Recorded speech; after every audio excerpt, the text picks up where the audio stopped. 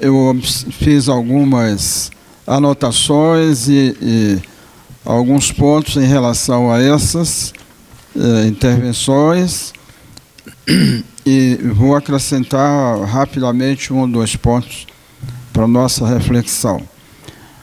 Bom, eu começo pelo Gesualdo, que foi, a rigor, o segundo a apresentar, mas acho fundamental para nós todos a observância ao que eles chamam das referências para a educação no Brasil. Quer dizer, respeito às leis, né, professor?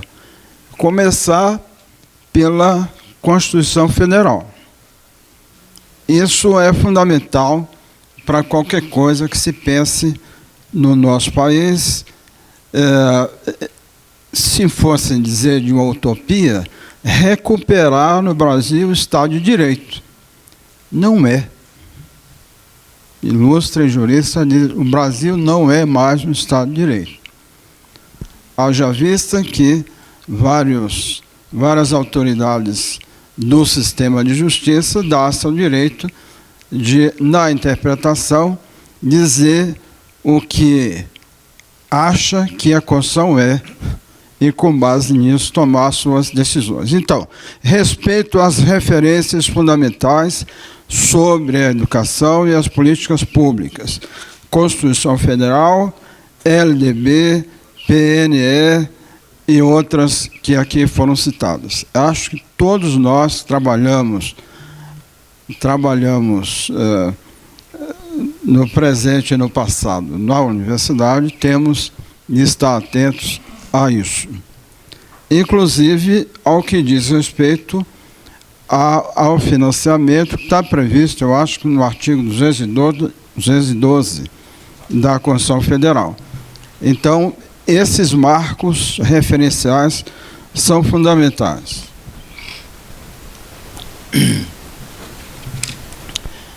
Dentro disso, encontrar as alternativas de financiamento, algumas já previstas, outras que podem ser criadas, e o professor Gil deu vários exemplos de como que podem ser geradas receitas para o financiamento das políticas públicas, inclusive a previsão da taxação das grandes fortunas, que é um preceito constitucional também. O segundo ponto que é importante para nós, sempre, no dia a dia, no passado, no dia a dia e no futuro, é a noção da autonomia universitária, já tão claramente exposta pelo professor Neumar, mas também pelo Paulo César, ao falar do Futurice. Então, a autonomia é algo crucial para se construir a universidade. O que está escrito na universidade, na Constituição, e o que, de alguma maneira, também sugere ou explicita a LDB. Algumas coisas estão lá na LDB, e eu acho que, talvez pela a origem, a partezinha final da proposta da LDB não foi do jeito que nós, da Andifes, na época, achávamos a melhor. Talvez por isso nós tenhamos um certo ranço sobre a LDB, mas é um documento que a gente deve frequentar assim, com muita, dando muita importância, o que estabelece a LDB, especialmente sobre a educação superior. Está tudo lá. É só botar aquilo para funcionar.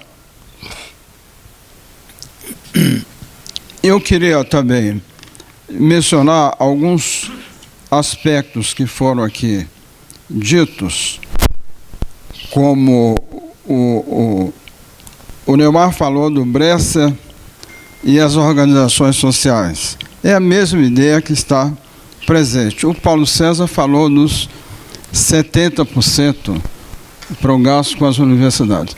Essa proposta já foi lá atrás, também no governo Fernando Henrique, né?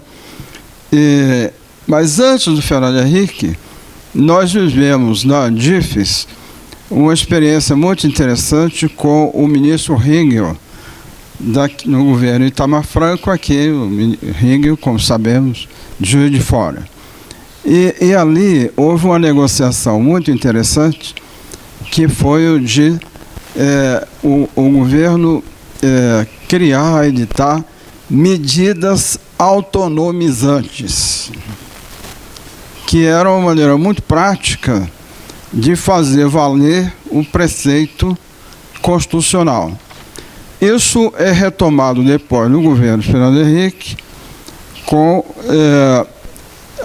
pela Undifes, com a proposta de lei orgânica das universidades, ainda em 96, 97, depois retomada no governo Lula, com o ministro Tasso Genro. Aí eu vou contar uma historinha rápida, porque nós tivemos um seminário em Manaus para discutir sobre autonomia com o MEC. E a representante do MEC, quando alguém perguntou, escuta, e a autonomia para as universidades privadas? Ele disse, não, isso aí é o seguinte, nós vamos tratar, como é que é? Um inimigo de cada vez. Então, essa história das universidades como inimigas vem de longe.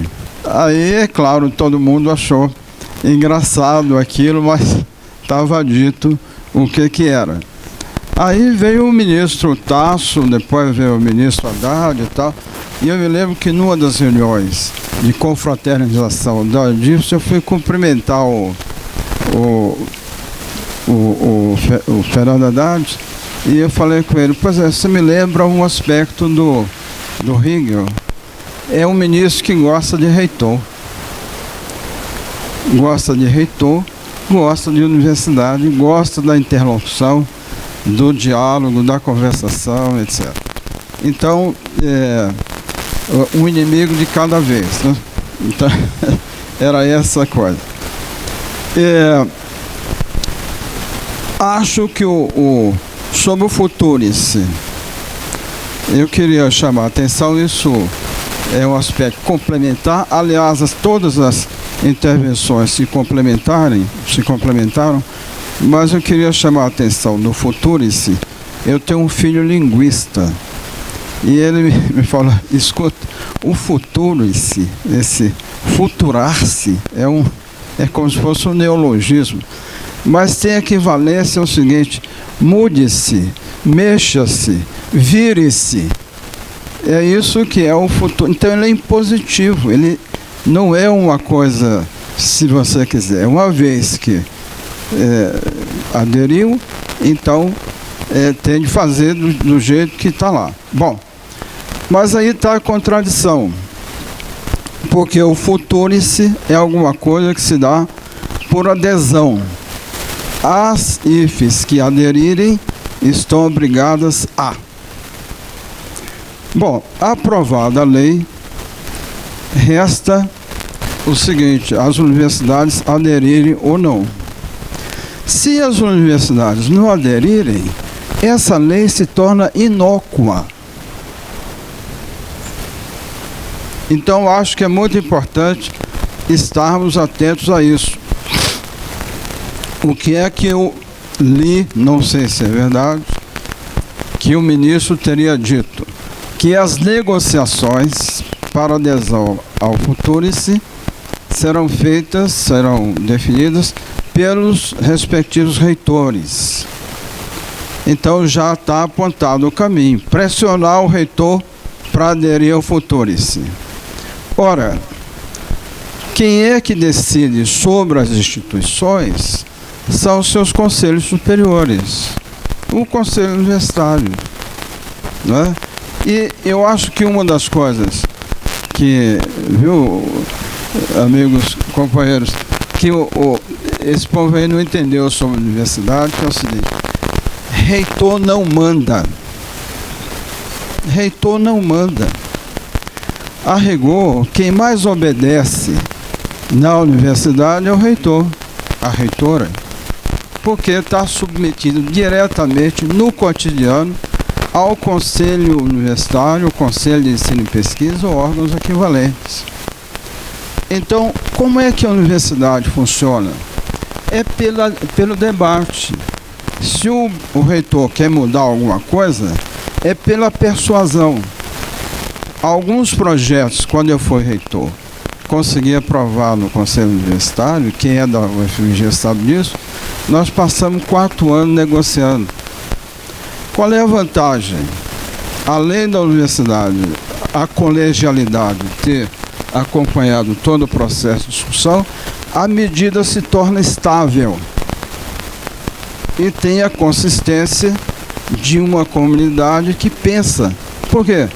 Na universidade, cada um é um reitor, uma reitora. Então, você tem de criar um certo consenso. Claro, não arbitrário para esses conjuntos, com alguma referência na LDB, na Constituição, etc., etc., para definir o que é que a universidade vai fazer. Então, colegialidade para definir sempre o futuro da universidade, a sua autonomia, inclusive com relação a esse projeto. Sobre as... Concordo inteiramente com o que foi dito. Eu acho que o Gil e o professor Gesualdo, enfim, todos mencionaram isso. Precisa uma pauta positiva, propositiva. A crítica ela é importante. Isso eu aprendi com Marilene Chauí, que a crítica é essencialmente destrutiva, mas ela é para ser destrutiva mesmo. É mais ou menos assim: Tomás, não compra esse carro, não. Sabe por quê? Os pneus gastam logo, bebe muita gasolina, não sei o quê, o motor dá muito reparo e tal, não compra isso não. Quer dizer, ele fundamentou a crítica. Agora ele não me falou qual é o carro que eu compro. Isso é outra coisa. Bastou a crítica, eu não vou comprar aquele. Então a crítica é isso, é para dizer não. Agora, se nós quisermos ir adiante, podemos dizer, em complementação, faça-se isso, isso e isso. Eu diria que algumas coisas são importantes aqui. Primeiro, no plano da comunidade, consciência da autonomia. Não vamos querer ser mandados. A universidade se ordena, a universidade se dirige, se orienta, define seus planos, seus objetivos, conforme as referências. E uma das referências está lá na LDB, de acordo com a sua situação regional, de acordo com a situação nacional, os problemas nacionais, etc., etc. Então, consciência da autonomia. E as entidades têm um papel muito importante nisso, inclusive a ATENS. Segundo ponto, trabalhar sobre medidas autonomizantes. Pegando, o Neumar apresentou alguns itens, algumas referências em relação aos quais podemos propor não ao futurice, sim às seguintes medidas. Né? Outro ponto, acho que as entidades e as universidades,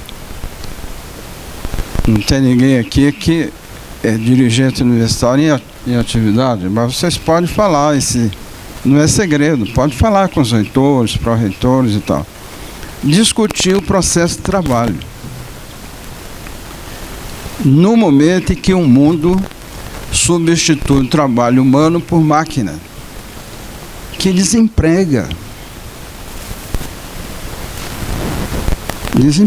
Os Estados Unidos prevêem que, sei lá, 20 anos, 50% das profissões desaparecem. Não são empregos, são profissões. Então, eu estou falando de inteligência artificial, de máquinas, de robôs, de não sei o quê. Isso tem de estar no horizonte nosso, para a própria instituição e para a sociedade. Porque haverá pessoas inempregáveis se perder o emprego. Tem que discutir o processo de trabalho. Aí, dentro dos processos de trabalho, as reivindicações. E vou falar uma coisa aqui que, me desculpe se vier exagerando, mas no segundo mandato Fernando Henrique, as procuradorias se tornaram AGU. Aí a universidade começou a perder mesmo a autonomia, de verdade. Até 97, a universidade foi ao Supremo Tribunal Federal contra o governo 2 vezes. Uma na gestão do Diomário, outra na minha gestão como presidente da Unifes. Não chegou a entrar o requerimento porque o governo atendeu antes. Agora, todas as procuradorias assinaram a petição, exceto 2 na primeira ação e, de novo, exceto 2 na segunda. Não vou dizer as instituições não, porque fica chato, mas eram aderentes ao governo FHC e tal. Agora, hoje, as AGUs são o quê? As AGUs são o governo, já foi dito aqui, dentro das universidades. Quem presta atenção na indicação, na identificação da sala, está lá. É Procuradoria Geral, né? Na universidade tal, não é da universidade. Então, recuperar as procuradorias jurídicas como órgãos da universidade, escolhidos por concurso público e nomeados, etc., pelo respectivo reitor. É fundamental para a autonomia, eu acho. Bom, finalmente, antes do finalmente, eu quero dizer o seguinte: teve um pecado aí nos governos progressistas, tudo ao contrário do que a DIFES preconizava antes, que foi o seguinte: nós queríamos a avaliação das instituições globalmente, sem prêmio e sem castigo. Escolheram depois a CAPES, escolheu a avaliação da pós-graduação, com repercussão em todas as universidades. Tudo que a universidade faz está referido a isso, de alguma maneira. A avaliação por desempenho, que estabelece um ranking 7, 6, 5, 4, 3, 2, 1, 0, sei lá, não chega a isso. E o ranking estabelece o financiamento. Então, quando se fala em falta de cooperação, a intensa competitividade entre instituições, dentro da instituição, etc., isso são 2 coisas: prestígio e dinheiro. E não me atrapalhe, viu? Eu quero o meu, primeiro o meu. Então, isso é a avaliação por desempenho que contaminou toda o ethos da universidade. não há colaboração, não há cooperação. Eu quero o meu laboratório. Se eu comprar um aparelho novo, fica dentro do meu laboratório. O velho vai para o corredor. O diretor que tire. Ou a diretora que tire. Aí tem universidade aí, tem isso. Eu vivi isso. Você lembra disso? A Rosália lembra. Os corredores cheios de coisa velha. E os laboratórios arrumadinhos. Mais ou menos assim. Eu cuido da minha casa e a rua que se dane. Então, é isso. O individualismo institucional nas universidades, departamento, unidade e tal, indivíduos, professores, laboratórios e tal, é essa praga chamada avaliação por desempenho. Tem de reavaliar isso. Está errado. Não pode ser isso. Mesmo porque ninguém faz ciência, ninguém produz nada sozinho.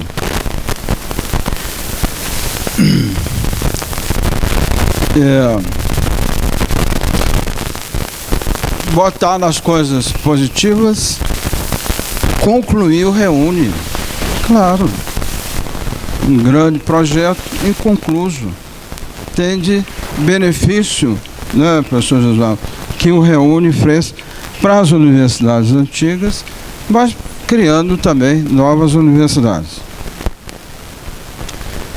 Finalmente, trabalhar no sentido de que as nossas comunidades, as universidades, ampliem a sua consciência do mundo.